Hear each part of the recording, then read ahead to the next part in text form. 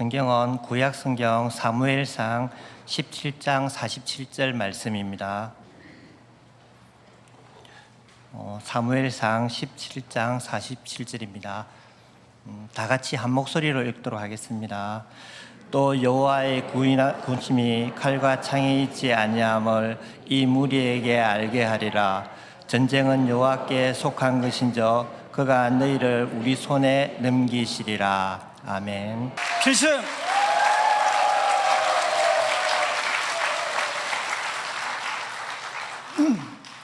여러분 안녕하십니까? 오전에 인사드렸던 김혁수 장로가 아니고 다른 김혁수 제독입니다. 황은성 목사님의 배려로 오늘 이렇게 세광교회 성도님들을 주 안에서 만나 뵙게 되어 대단히 반갑습니다. 먼저 감사 인사 말씀을 드리고자 합니다. 우리 해군의 주 전력인 함정과 잠수함의 군목을 파견할 수 없어서 함정 예배가 소멸되고 있는 안타까운 실정이었습니다. 그래서 손원일 선교센터를 건립해서 그곳에서 500명의 소그룹 리더를 양성하고 그들이 함정에서 근무하면서 예배를 인도해서 200개 함정교회, 무빙처치라고 이렇게 이야기하는 200개 무빙처치를 세울 계획을 세웠습니다. 황은성 목사님께서는 계획 초기부터 많은 조언과 격려와 기도와 후원을 해 주셨습니다. 이걸 좀 띄워주세요, 위에서.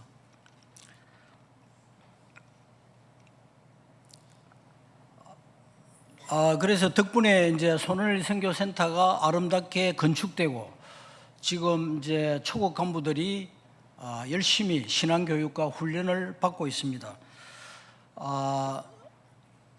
지금 이제 200개 교회 중에 78개의 함정교회를 세웠는데 지금 많은 이제 그 함정교회가 세워져서 예배를 드리고 있는 모습입니다. 제가 소개를 하려고 했는데 오늘 시간을 좀 줄여달라고 하고 오늘 또 오전 예배 때 아마 목사님이 소개를 한 것 같습니다. 말씀드릴 내용은 이제 6.25 76전을 맞이해서 6.25 전쟁, 국가이익, 또 세계 안보 정세, 한국의 안보 환경, 그리고 우리 군의 전력과 대비책에 대해서 말씀을 드리겠습니다. 먼저 6.25 전쟁인데 제목을 상기하자 6.25 이렇게 정했습니다. 제가 어릴 때는 6.25를 맞게 되면 교실이나 복도에 상기하자 6.25라는 포스터와 표가 많이 붙어 있었습니다. 그리고 6.25 노래도 부르고 연극도 하고 또 웅변대회도 이렇게 했는데 지금은 전혀 그런 게 없이 6.25 전쟁을 잊어가고 있습니다. 제가 이제 현역 시절에 한미 해군대 회의 차석 대표로 워싱턴에 갔었습니다.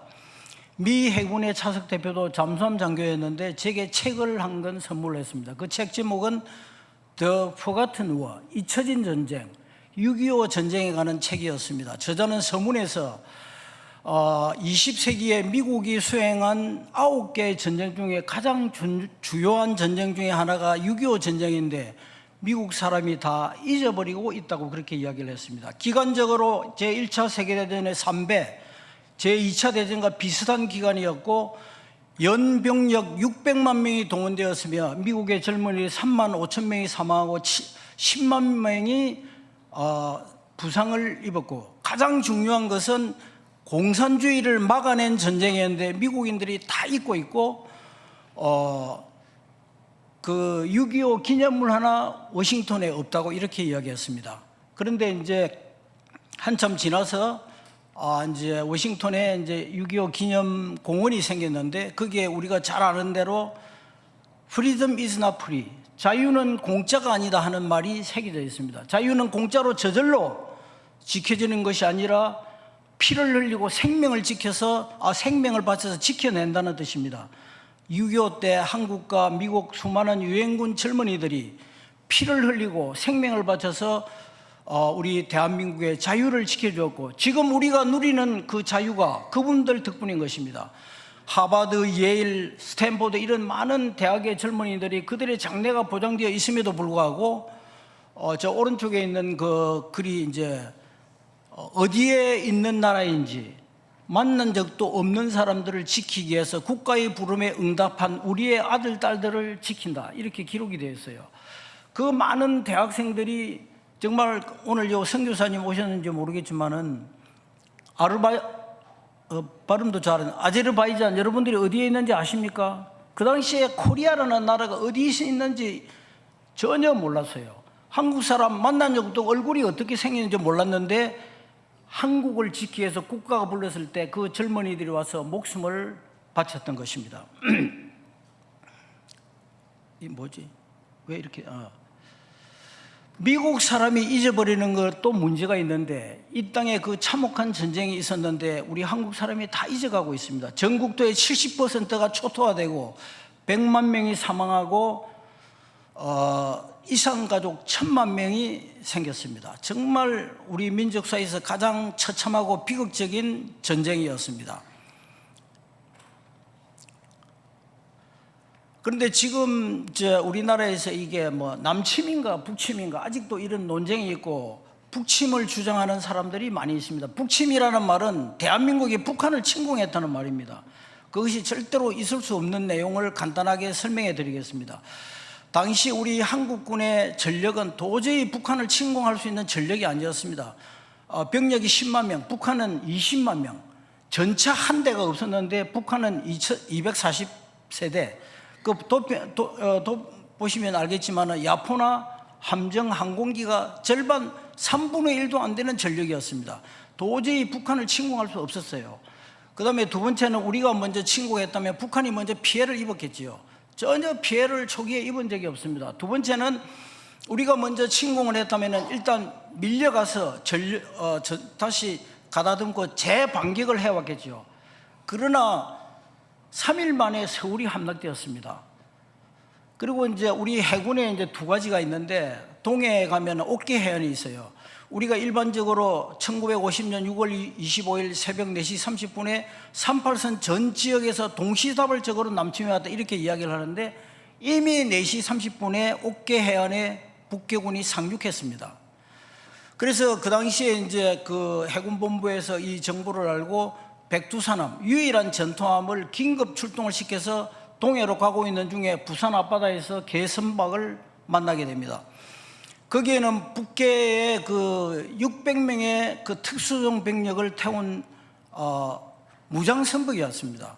그걸 침몰시키지 않았으면 부산항이 점령되고 대한민국은 끝났을 겁니다. 그 당시에 함선의 속력을 고려하면은 이미 24일 이전에 그 동해 NLL을 넘어 침범해 왔다는 뜻입니다. 그리고 이제 그 기록에 보면은 이제 그 제일 왼쪽에 있는 것은 이제 후르시초프 대통령의 회고록입니다. 그 회고록 속에 역사를 위하여 진실을 말하겠다. 6.25는 김일성 개혁하에 스탈린의 지원으로 이루어진 기습 남침전이다. 이렇게 기록을 하고 있고 오른쪽 사진은 김정삼 대통령이 1994년 러시아를 방문했을 때 옐친 대통령이 6.25에 관한 극비 문서를 전달해 줬습니다. 거기에는 1949년 1월부터 1953년 8월까지 김일성, 스탈린, 모택동이 주고받은 문서가 다 수록되어 있고 그곳에는 김일성의 남침계획, 스탈린의 3단계 지원지침, 중공군의 개입 계획 등이 다 수록이 되고 그 문서가 지금 우리 서울에 와 있는데도 아직까지 북침이라고 주장하는 사람들이 있습니다. 또 이제 혹자는 우발적 충돌이다. 우발적 충돌이 어떻게 6월 25일 날 북한의 그 무장선박이 부산 앞바다까지 와 있었겠습니까? 또 미소 대리전장이다. 미국과 소련이 이 한반도에서 전쟁을 한 것이 아니고 북한과 소련이 밀고 내려오니까 미국을 포함한 유엔군이 지켜내 준 것입니다. 또 심지어는 미국은 점령군, 소련은 해방군이라는 이런 말을 하고 있는데 우리 세강교회 성도님들은 한 분도 북침이라든지 미소 대리전장이라든지 우발적 전쟁이라 이런 생각을 하는 분이 한 분도 없으리라고 생각을 합니다. 뭐 아까 말씀드렸지만은 6.25 전쟁이 일어나면서 3일 만에 서울이 함락되고 3개월 만에 낙동강까지 밀려갔습니다. 그리고 9월 15일 날 인천 상륙작전이 성공하면서 저 보면은 압록강 끝까지 밀고 올라갔는데 통일이 될 줄 알았는데 중공군의 개입으로 일사후퇴, 서울을 두 번이나 뺏기게 되죠. 그래서 다시 이제 전력을 가다듬고 해서 반격을 해서 오늘날의 휴전선에서 이제 휴전을 하고 정전 협정을 체결했습니다. 잊혀진 전쟁이 아니라 아직도 계속되고 있는 전쟁입니다. 당시에 이제 그냥 대구 낙동강까지 밀려올 때 많은 피난민들이 부산으로 몰려왔어요. 전국의 목사 장로들이 다 내려와가지고 당시에는 이제 부산 직할시가 아니고 경상남도에 속해 있었죠. 경상남도 도지사가 기독교인인데 그 목사 장로들을 전부 다 부산 초량교회에 모이게 해가지고 그곳에서 먹고 자고 하면서 저분들이 2주간 구국 기도회를 했습니다. 구국 기도회가 끝나는 날에 인천 상륙작전 성공했다는 호의 신문이 부산 시내에 뿌려졌습니다. 그리고 이제 두 번째 교회는 해군본부 교회입니다.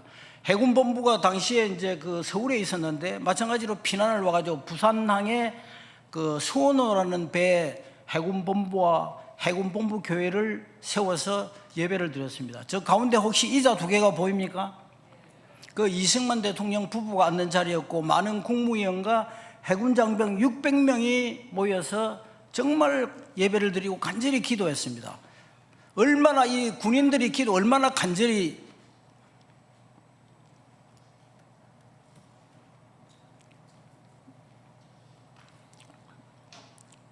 간절히 기도했겠습니까? 하나님께서 초량교회와 해군본부교회를 포함한 한국의 모든 교회와 기독교 교인들이 기도했기 때문에 하나님께서 우리 대한민국을 지켜주셨다고 믿습니다. 실제로 이제 B29가 서울 상공을 할 때 서울 상공에 예수님이 나타난 사진을 보고 지휘부에 보고도 하고 그 사진도 찍었는데 이게 그냥 우연히 만들어진 것이 아니고 저기 보면은 MBC가 서프라이즈라는 프로에 방영했던 내용입니다. 그래서 하나님께서 우리 대한민국을 지켜주셨다고 믿습니다. 다음은 이제 국가 이익에 대해서 말씀을 드리겠는데 모든 나라가 추구하는 것은 국가 이익입니다. 처칠 수상이 이야기하기를 이 지구상에 영원한 적도 영원한 우방도 없고 오직 국가 이익만 존재할 뿐이다 라고 이야기했습니다. 국가 이익은 국가 안보, 국가 안보는 국민과 국토와 주권을 지키는 것이고, 그 다음에 이제 경제 번영은 이제 상품과 서비스 산업을 통해서 국민을 잘 사게 하는 것이고, 국가 가치는 국가의 명예, 자존심, 신용도, 국가 브랜드, 또 국가 이념 이런 것을 이야기하고 있습니다. 먼저 국가 안보는 육군, 해군, 공군, 해병대가 우리 대한민국을 굳건히 지키고 있습니다. 그러나 국가 안보는 군인만 지키는 것이 아닙니다. 또 간혹 병력의 의무라는 말을 쓰고 있는데 20대 젊은이만 지키는 것이 아니고 대한민국 국민이면 남녀노소 누구나 국방과 국가 안보를 지킬 책임이 있습니다.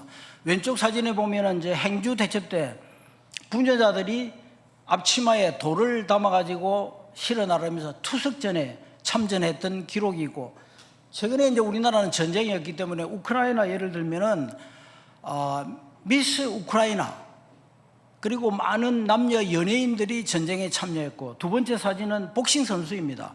우크라이나 국가 대표들이 많이 참석을 했고, 제일 오른쪽 사진은 90세 노인이 전쟁에 참여하는 이런 모습입니다. 거듭 말하지만 국방과 국가 안보를 지키는 군인만이 아니고 대한민국 국민이면 남녀노소 누구나 책임이 있다는 것을 꼭 기억해 주시기 바랍니다. 다음 이제 경제 번영에 대해서 말씀을 드리면은 18세기 영국은 기술혁명을 통해서 80년 만에 경제가 30배 늘었습니다. 엄청나게 성장을 했다고 해서 경제 성장이나 경제 발전이라고 말하지 않고 산업혁명이라고 이야기합니다. 우리나라는 더 짧은 70년 만에 300배도 아니고 무려 3100배나 경제 성장을 해서 한강의 기적이라는 말 외에는 다른 설명을 할 수가 없습니다. 몇 가지만 이제 예를 들어서 말씀드리면 이제 조선산업 세계 1위고 기술력 세계 최고입니다. 미국은 금융과 서비스 산업을 통해서 돈을 많이 벌었지만은 제조업을 소홀히 해서 특히 조선업이 완전히 황폐화되었습니다. 그래서 이지스 구축함 한 척도 1년에 잘 만들지를 못해요. 그리고 핵추진 잠수함 보이시라는 잠수함을 창정비하려고 10년간 방치하다가 폐기했고, 또 헬레나라는 잠수함도 5년간 방치하다가 퇴역을 시켰습니다. 그런데 이제 트럼프 대통령이 마스가 미국의 조선업을 다시금 위대하게 이런 표를 가지고 있지만 할 수가 없어요. 그래서 여러분들도 잘 아시겠지만 초대형 이 군수지원함, 미국에서 정비를 할 수 없어가지고 하나오션, 현대중공업, 삼성, 부산에 있는 HJ중공업에서 지금 정비를 하고 있지 않습니까? 앞으로 미국의 군함도 우리가 건조해야 될 걸로 생각합니다. 이번에 그 G7 그 정상회에서 트럼프 대통령이 우리 대통령에게 군함 10척을 지어줄 수 있냐고 물었지 않습니까? 이미 현대중공업에서 1년에 이지스 구축함을 5척씩 지어줄 수 있다고 했습니다. 현대와 하나와 그 HJ 여러 조선사 하면은 10척이 아니라 20척도 지어줄 수가 있는 것이죠. 그리고 이제 반도체, 삼성전자와 SK 하이닉스가 전 세계 반도체 시장을 거의 휩쓸고 있고, 메모리 반도체는 거의 90% 한국이 차지하고 있습니다. 그리고 이제 석유화학, 우리나라는 기름 한 방울 나지 않는데 석유 수입 4위 국가입니다. 그렇게 많은 석유를 수입해서 자동차 굴리고 연료로 써서 없애버리는 것이 아니고 휘발유, 디젤유, 항공유를 생산해서 에너지를 역수출을 하고 있습니다. 이 중에 항공유는 세계 1위 수출국입니다. 하늘에 나르는 비행기 대한민국이 띄우고 있다고 생각하면 되겠습니다. 그리고 석유를 정유할 때 수소가스가 나오는데 그냥 공중에 날려 없애버리는 거 아니고 수소가스를 통해서 전력을 생산합니다. 얼마나 효과적인지 앞으로 2개를 더 짓는다고 합니다. 뿐만 아니라 기름을 치는 초대형 유조선은 거의 다 한국에서 만든 유조선입니다. 이외에도 많은 우리의 기술력과 산업을 통해서 국민을 잘 살게 하는 것도 이 국가 이익인 것입니다. 다음에 이제 국가 가치, 우리 동해를 일본은 일본해라 하지요. 또 외국에서는 시 오브 저펜이라고 그 표기를 합니다. 역대 정부가 동해를 지키기 위해서 엄청나게 노력을 해오고 있습니다. 그리고 방크라는 민간단체가 독도와 동해 알리기를 위해서 힘쓰고 있습니다. 여러분, 지도상에 동해 하나 표기된다고 우리나라의 국가 이익에 무슨 이익이 있습니까? 그러나 이것은 대한민국의 명예요 자존심이기 때문에 지키려고 하는 것입니다. 그리고 이제 국가 브랜드, 저기 이제 K-팝 몬스터 그림을 넣어놨는데, 우리 국가 브랜드는 이제 K로 시작되고 있어요. K-팝에서 K-조선, K-방산, K-뷰티, K-푸드, 또 K-드라마, K-컬처 이번에 젠슨 황이 한국에 와가지고 서울대 강의를 하면서 K, 세계에서 최고다. 나도 K 젠슨이다. 서울대에서 이렇게 이야기를 했어요.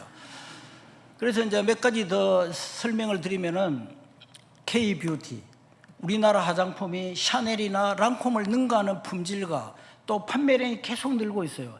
일본의 화장품 대표인 시세이도 여러분들 잘 아시죠? 그건 이제 망해가고 있어요. 그래서 요즘 K-뷰티 관광 코스가 한국에 생겼어요. 그래 오면은 화장품 만드는 회사도 방문하고 메이크업 앉아서 또 메이크업도 하고 화장품도 사고, 특히 우리나라 마스크팩이 최고라고 합니다. 오면은 그냥 싹쓸이 해 간다고 이렇게 이야기를 해요. 그래 오늘 세강교회 여자 성도님들 보니까 전부 다 피부가 없고 미인인 거 보니까 좋은 마스크팩도 많이 쓰고 좋은 화장품을 써서 그런 게 아닌가 이런 생각이 들기도 합니다. 그리고 우리 K-푸드, 한국 음식이 요즘 최고 인기예요. 과거에 우리가 김을 먹으면 외국 사람들이 한국은 가난하고 미개해서 블랙페이퍼를 먹는다 이렇게 이야기해요. 요즘은 김이 얼마나 인기가 있어가지고 11억 불을 수출을 하고 있습니다. 얼마 전에 방송에서 한국 식당이 소개되었는데 그 보리밥, 비빔밥을 하는 집이었는데 혹시 본 분도 있을지 모르겠는데 거기 나물 반찬이 21가지였어요.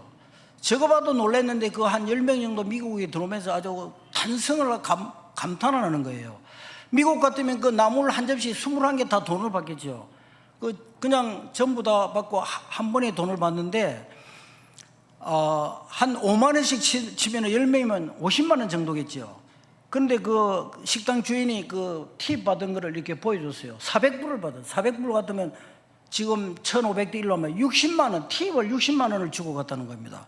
이렇게 한국 음식이 인기가 있다 보니까 중국이 최근에 와서 김치와 불고기는 그 원조가 중국이다, 이렇게 이야기를 하고 있어요. 가장 우리의 대표적인 음식, 전통 음식을 중국이라고 뺏겨서 되겠습니까? 지켜야 되겠죠. 그리고 지금 이제 K컬처 중에서도 이제 부채춤, 화관무, 이것도 이제 중국이 흉내를 내면서 중국이 원조라고 이야기를 하는데, 이제 그 유튜브 이런 데 보면은 우리 그 부채춤하고 비교가 안 되는 정도면 이런 것도 다 지켜야 되는 것입니다. 또 하나 국가 가치 중에서 국가 이념입니다. 대한민국의 이념은 자유민주주의와 시장경제입니다.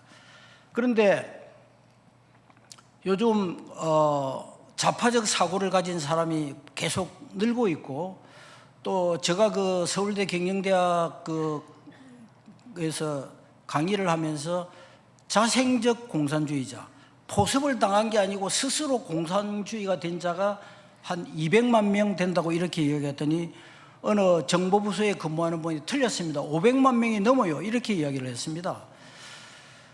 지금 모택동이가 작은 시골 마을에서 출발해서 중국을 공산화했고, 볼셰비키 혁명은 1000명 정도 아주 소수 인원이 시작해서 러시아 대륙을 삼켰습니다. 이렇게 이념과 사상은 무서운 것입니다. 그래서 우리의 국가이익, 국가안보와 경제번영, 국가 가치를 우리 모두가 지키도록 노력해야 되겠습니다. 세계 안보 정세, 아까 목사님이 오늘 뭐 일정이 많아가지고 좀 줄여달라고 해서 사실은 이제 그 앞에 말씀드린 모든 나라가 추구하는 게 국가 이익이 되다 보니까 전 세계가 갈등과 분쟁과 전쟁이 계속되고 있습니다.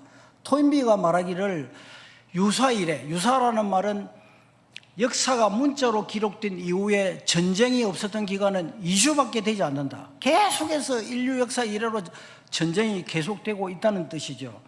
그래서 간단히 몇 가지만 설명을 하면은 러시아 우크라이나 전쟁, 지금 4년 반이 넘도록 전쟁을 하고 있는데 밀고 밀리는 전쟁이 계속되고 있는데 우리에게 미치는 영향이, 우크라이나가 이제 농산물이 많은데 이게 곡물 수출이 제한받다 보니까 식자재가 인상이 되고, 우리 그 점심 한 끼 먹으면 5,000원, 7,000원, 요즘은 10,000원, 15,000원 해야 먹고, 또 북한군이 참전하면서 실전 경험을 갖게 된 것, 이것도 우리의 큰 우려가 되고 있고, 또 북한과 러시아가 밀착되면서 군사 기술을 계속해서 북한에 제공을 해주고 있는데, 특히 핵잠수함 기술을 많이 제공해주고 있는 것이 문제입니다.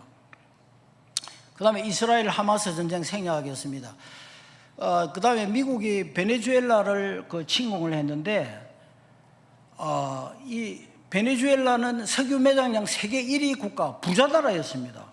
그런데 차베스와 마두로 장기 독재 정권, 또 그 포퓰리즘 정책으로 인해 가지고 아프리카의 가난한 나라보다 더 가난한 나라가 되었어요. 혹시 여러분들 사진을 보셨을지 모르지만 팬티만 입고 뼈만 낭상하게 남은 사람들이 거리에 다니고 있습니다.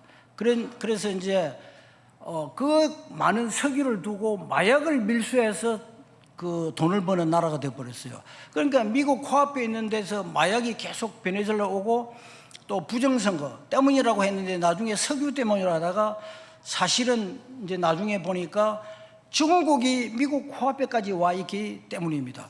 그 많은 석유를 중국이 1년에 100억 불 겨우주고 전부 다 가져가 버립니다. 그래서 이제 마두로를 체포해 가고 그 유류 그 사용권을 미국이 통제하고 있습니다. 그다음에 미국 이란 전쟁은 이제 그 이란이 아주 독재 국가예요. 인권을 탄압하고 2022년도에 이란 국민들이 엄청난 반정부 데모를 했습니다. 그래서 인권 탄압과 이 독재 국가인데다가 제일 문제는 이제 핵무기를 계속 개발하고 있기 때문에 미국과 세계 안보에 지대한 영향을 미치고 있었고, 또 하나는 미국의 달러 패권에 도전을 하고 있었기 때문이다. 지금 전 세계 금융 결제 수단이 달러입니다. 그런데 위안화 결제를 하려고 시도했기 때문인 것입니다.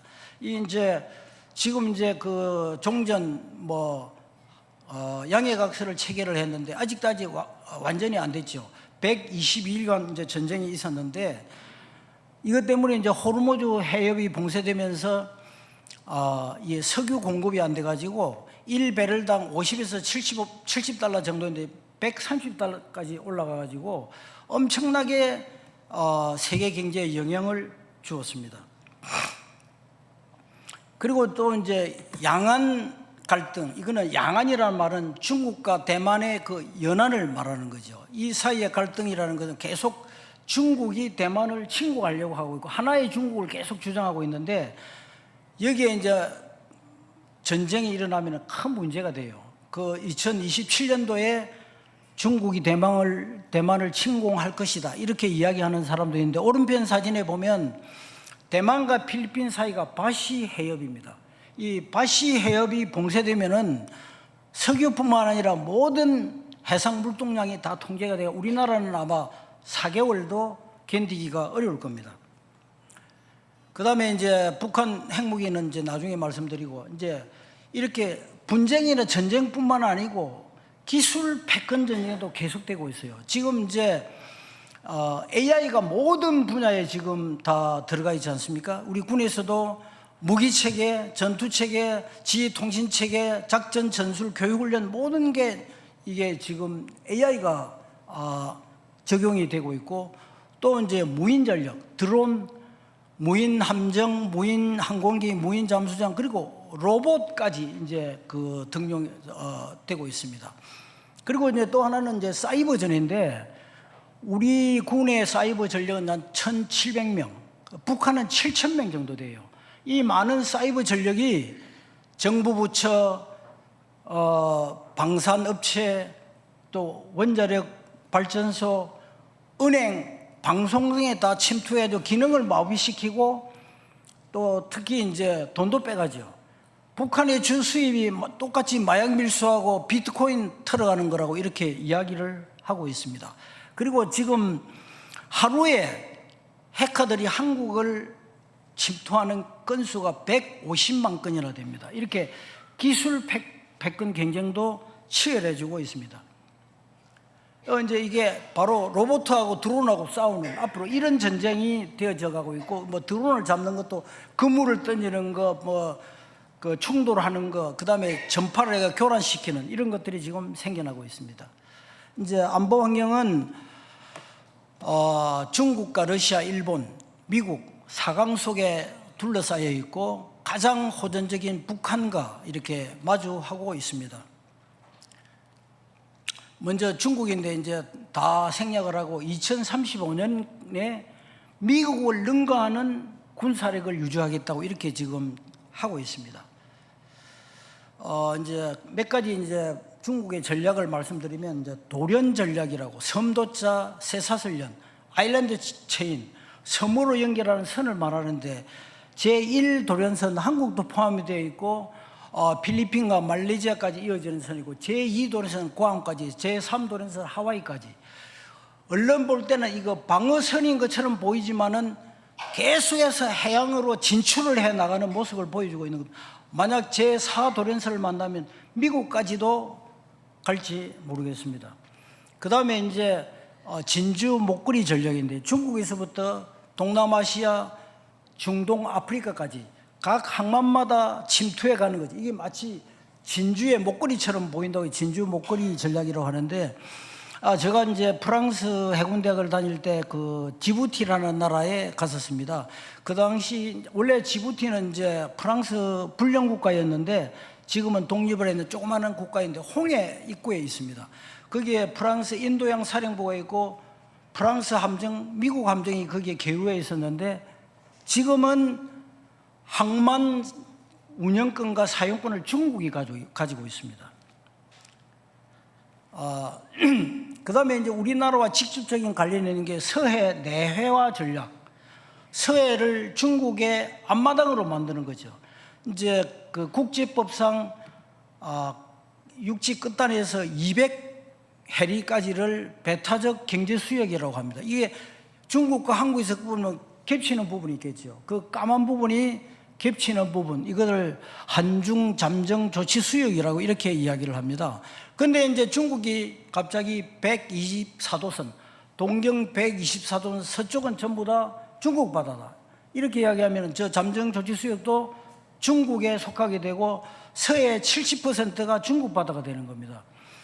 그런데 거기에다 잠정 조치 수역에다 저렇게 불법 구조물을 설치하면서 거기에 군사게이지, 해양정보 탐사기지, 어업기지, 그리고 뭐 해저 강물 탐사기, 이런 것도 만들 수가 있게 되는 것이죠. 뭐 이제 시간이 없기 때문에 생략하고, 과거에 중국은 항공모함이 한 적도 없었는데 소련이 무너지면서 우크라이나에 있던 항공모함을 하나 가져와 가지고 수리를 내고 라오닝함이라는 항공모함을 운용하다가 그와 비슷한 좀 더 큰 단둥함을 만들고, 지금 푸젠이라는 이 항공모함은 9만 톤, 거의 미국의 항공모함과 비슷한 이런 항공모함을 운영하고 있습니다. 그리고 중국형 이지스 구축함 이런 게 좀 많이 있죠. 그리고 중국에는 무려 65척 이상의 그 잠수함을 운영하고 있는데, 전략미사일 핵잠수함, 핵무기를 발사할 수 있는 잠수함과 또 핵추진 잠수함, 이런 걸 많이 가지고 있습니다. 근데 러시아는 이제 소련이 붕괴되면서 거의 군사력이 많이 약해졌는데, 러시아의 그 위대한 러시아를 재건하자는 그 구호와 함께 이제 점차 군사력을 키워가고 있습니다. 항공모함 한 척밖에 없어요. 43,000톤짜리. 그리고 이제 그 러시아는 구형 순양함과 구축함을 갖고 있는데, 최근에 최신 구축함을 건조하고 있는데, 일반적으로 구축함이 7,000톤, 8,000톤 정도 되는데, 저는 14,000톤짜리 그것도 핵추진 구축함을 만들고 있습니다.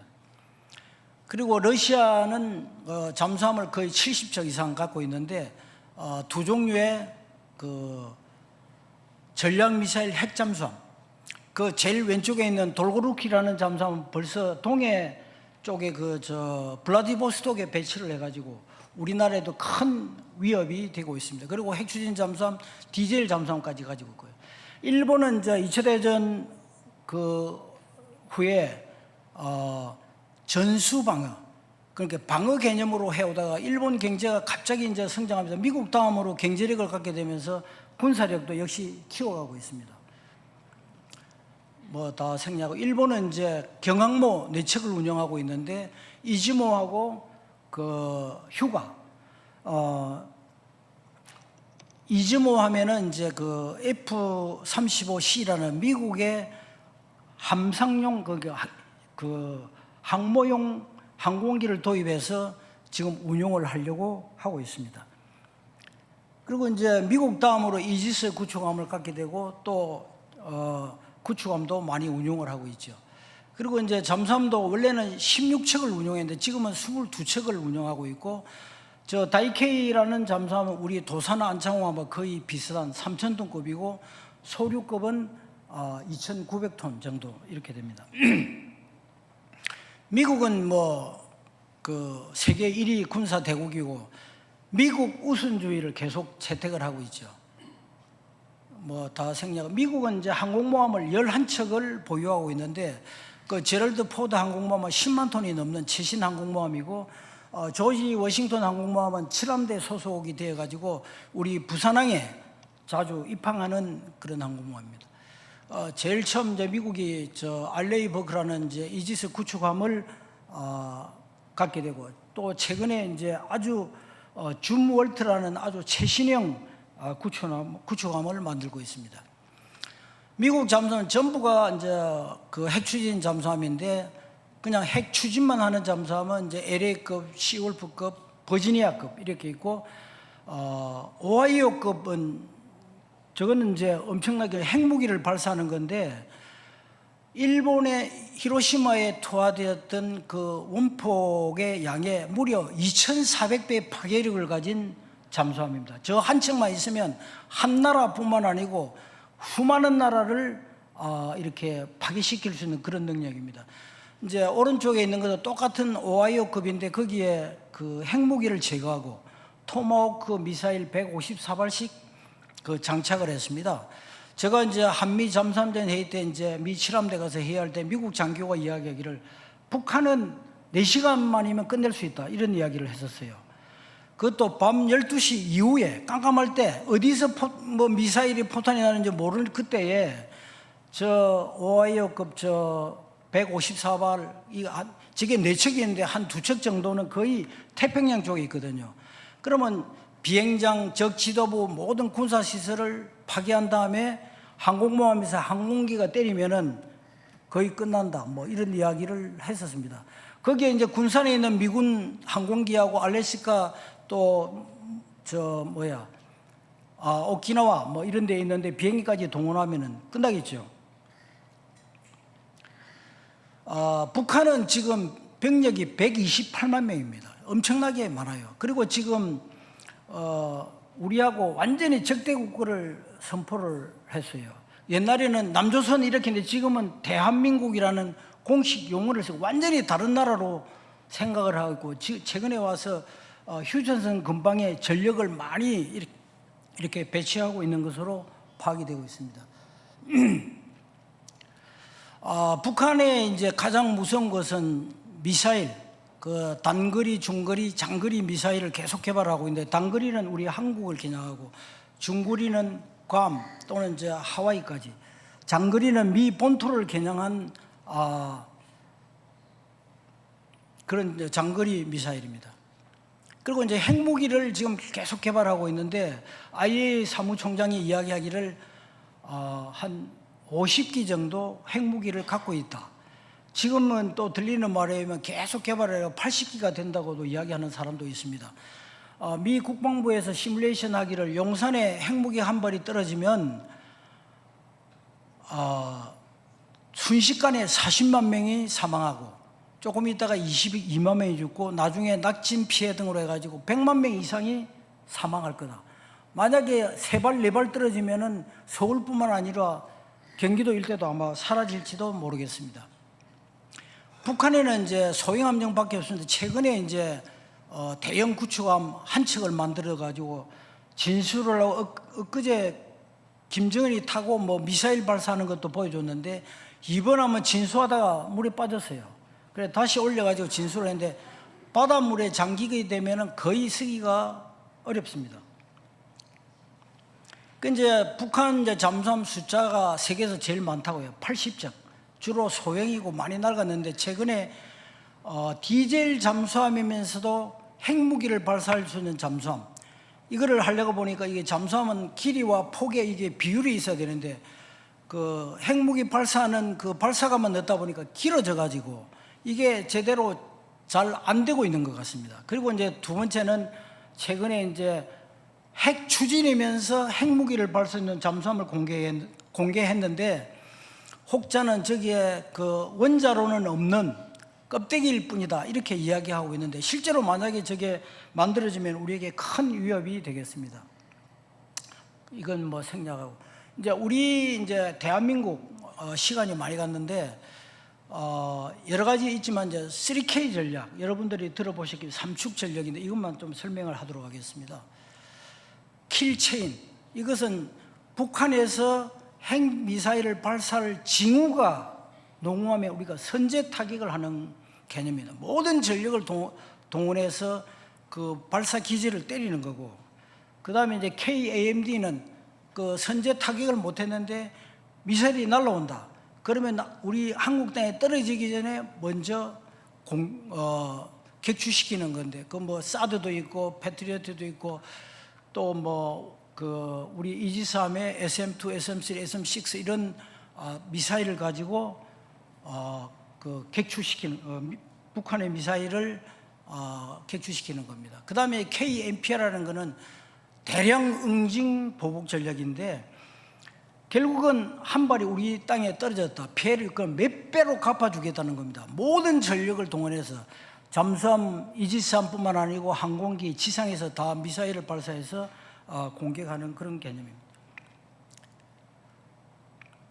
뭐 육군의 K2 전차, 세계에서 요즘 최고로 인기 있는 K2 전차, K9 자주포, 미국과 독일이 굉장히 유명한 자주포지만 비교가 안 될 정도로 폴란드로부터 유럽 그다음에 그 중동에 엄청나게 사가려고 하고 있죠.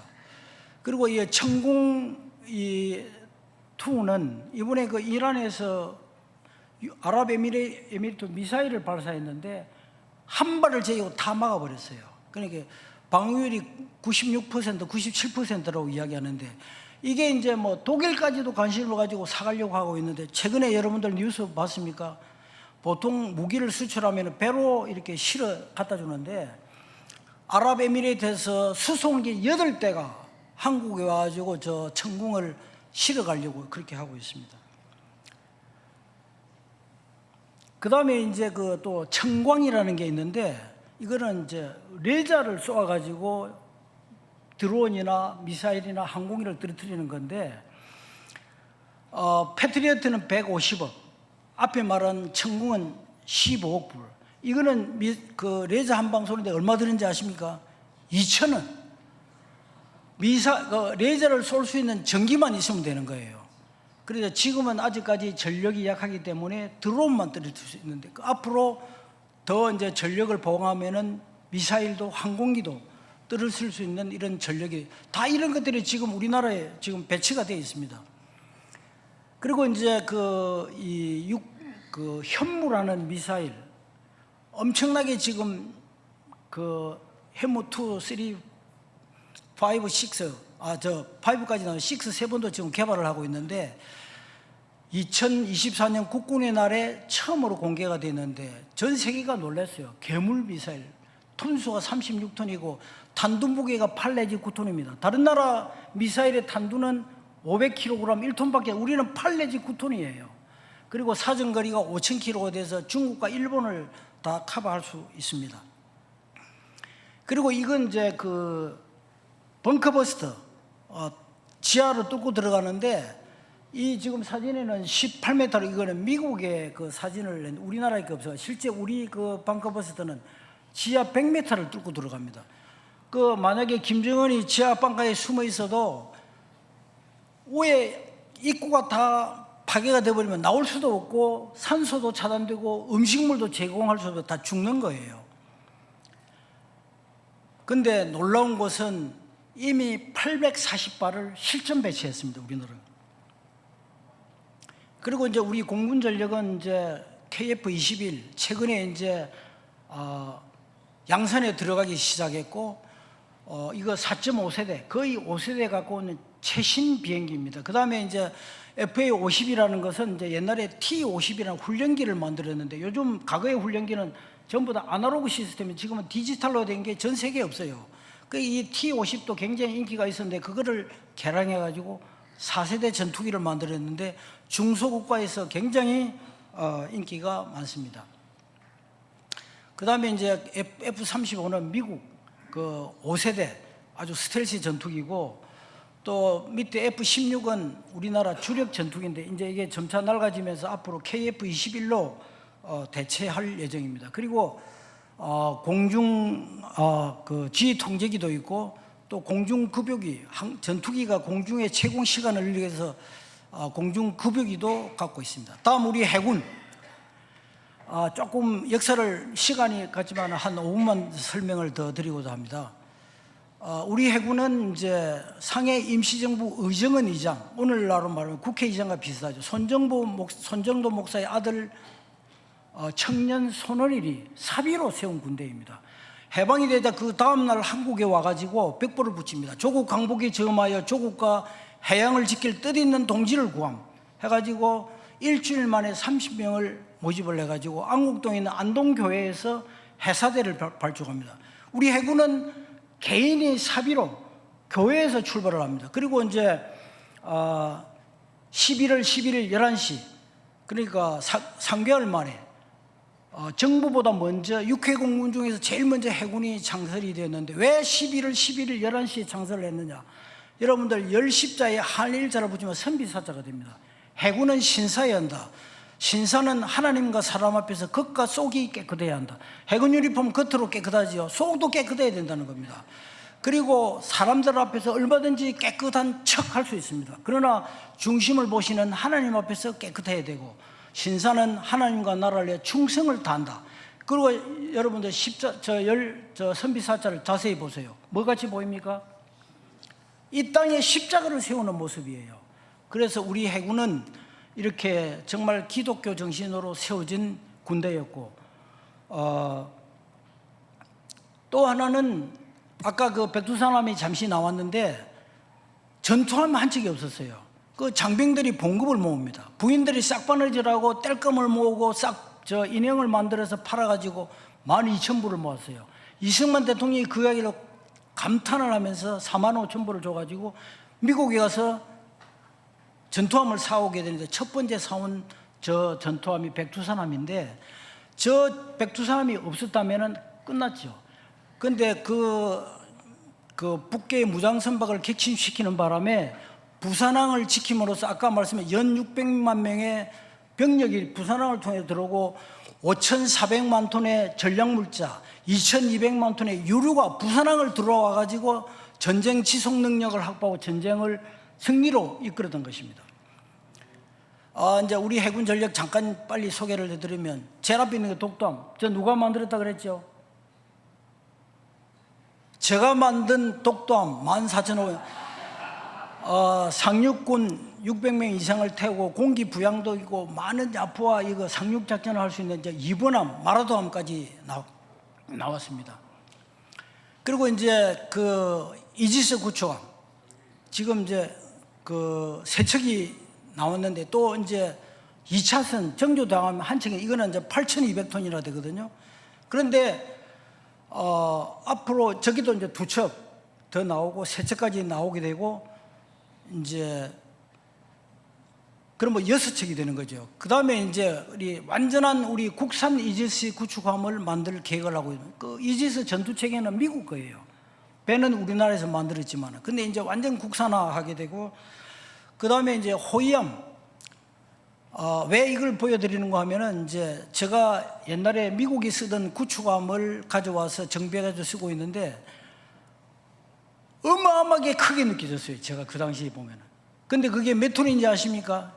2,500톤 밖에 안 됐어요. 저 구축함도 아닌 호위함이 몇 톤인가 하면 3,600톤이에요. 그 정도 우리 해군이 커졌습니다. 그리고 이제 잠수함 부대를 제가 창설했다고 했는데, 제가 표어를 기도하면서 꿈, 도전, 창조 이렇게 정했습니다. 꿈을 가진 젊은이들이 모여서 미래의 핵심 전략 세력으로 성장해갈 잠수함에 대한 꿈을 가지고 수중의 미지의 세계에 도전하고, 어떠한 어려운 임무가 우리에게 주어질지라도 도전해서 해양에서 결정적인 승리를 가져오길 위대한 우리의 잠수함 역사를 창조하자, 그런 뜻으로 했는데, 그 체육관에 가면 꿈을 가진 자 도전하는 자 창조한다, 이렇게 표도 있습니다. 우리는 이제 그 독일에서 209급 1,200톤, 또 214급 1,800톤짜리를 독일 설계, 독일 장비를 탑재해서 우리 조선소에서 건조를 해 왔었는데, 그렇게 이제 18척을 운영해 왔었습니다. 근데 우리 잠수함이 이제 나오자마자 뭐 고함을 거쳐서 하와이 가고 한 태평양 훈련에 참가했는데, 우리 잠수함이 저 많은 항공모함을 필요한 수십 척의 함정을 우리 잠수함이 다 객침을 시켰어요. 그래서 전 세계 해군이 놀랐습니다. 그뿐만이 아닙니다. 우리 잠수함이 괌 근처에서 실시한 서태평양 훈련에서 어뢰 한 발로 천안함 10배가 넘는 미 퇴역 순양함 오클라마 시티함을 객침시켜 버렸어요. 그때 미 성조지가 원샷, 원싱크라는 점으로 크게 보도를 했습니다. 원래 계획은 우리 잠수함이 어뢰를 한 발 쏘고 대잠항공에서 미사일을 쏘고 미국 잠수함에서 어뢰를 2발 쏘아 객침시키는 계획이었는데, 우리 잠수함 한 발에 객침돼 가지고 훈련이 취소됐습니다. 그 당시에 미 태평양 잠수함 사령관이 다른 나라가 100년에 이룩한 것을 한국 행정은 10년도 안 되어서 이룩했다, 이렇게 극찬을 한 바가 있습니다. 지금 이제 그 독일 게 아니고 순수 우리 국산으로 도산항 3,000톤급 이 세 척이 지금 운영하고 있고, 작년 12월 달에 이제 이거는 2차선인데 3,600톤이에요. 저기에 저도 참석을 했는데, 저 시력이 좋은 사람 찾아보세요. 제가 어디 있는지. 이게 좀 그래서 지금 이제 독일하고 우리 경쟁을 하고 있지 않습니까? 이 도산 안창호함이 이제 진해양을 출항해가지고 1,400마일을 물속으로 항해해가지고 캐나다 도착했습니다. 독일은 아직까지 설계도 끝나지 않은 페이퍼 서브마린이거든요. 우리는 실물을 보여주고 이제 그거 마치고 캐나다하고 훈련을 하고 이제 환태평양 훈련에 참가해가지고 지금 가고 있습니다. 그 이제 앞으로 이제 우리는 핵 추진 잠수함을 가지려고 합니다. 디젤 잠수함도 성능이 우수하지만 디젤 잠수함은 공기통을 올려가지고 공기를 빨아들여서 발전기를 돌려서 큰 초대형 배터리가 쫙 깔리는 그 충전을 해 그 배터리 힘으로 가거든요. 그러면 공기통을 올릴 때 노출이 돼가지고 탐지되고 공격을 받을 수 있습니다. 그러나 핵추진 잠수함은 물속에서 끝까지 최고 속력으로 낼 수 있는데 디젤 잠수함은 최고 속력 내면 한 4시간 되면 배터리 방전이 다 되어버립니다. 그리고 우리 미래 해군은 항공모함과 핵추진 잠수함과 이런 전력을 가기도 또 이제 무인 체계를 굉장히 개발하고 있는데 무인 수상정, 무인 항공기, 무인 잠수정도 이렇게 개발해 나가고 있습니다.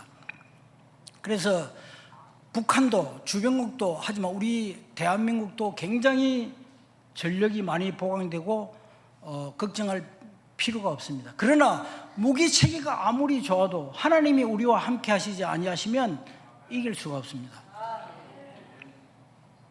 결론적으로 말씀드리면 6.25 전쟁은 하나님의 은혜였고 정말 전쟁은 여호와께 속한 것이고 지금 이제 일반적으로 우리가 무서운 적 128만 명의 북한군 핵무기 또 뭐 특수전 병력 20만 명 잠수함 80척 이렇게 이야기하지만 그보다 더 무서운 적은 아까도 말씀드렸지만은 아직도 북침이라고 주장하는 이런 사람들 정말 친북 세력이 많이 있습니다. 그게 더 무서운 적이에요.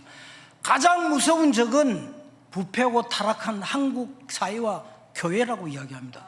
한국 사회가 부패하면 이스라엘이 타락했을 때 주변국을 통해서 침공을 받은 것처럼 우리도 그럴 수가 있습니다. 그래서 우리가 정말 기도 많이 하고 의인 10사람의 몫을 담당하는 세강교회 성도님들 다 되시기를 바랍니다. 감사합니다. 필승!